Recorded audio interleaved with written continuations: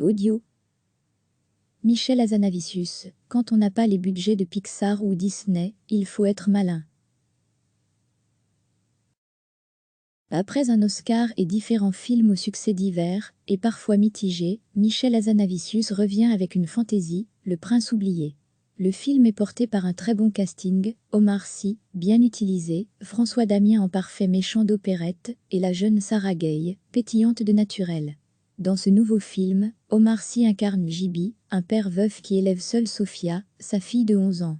Véritable papa poule, Gibi raconte chaque soir une histoire à Sophia, dans laquelle il est un prince héroïque, jusqu'au jour où sa fille, à l'aube de l'adolescence, n'a plus envie qu'on lui raconte des histoires. Voilà Gibi tout désarçonné, son personnage de prince, auquel il tient tant, se retrouve en plein chômage technique.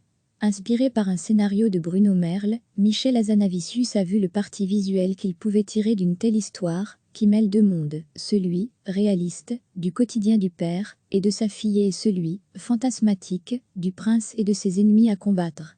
L'idée comique du film, c'est de représenter l'univers du conte, comme un grand studio de cinéma, avec ses décors, ses figurants et ses rituels.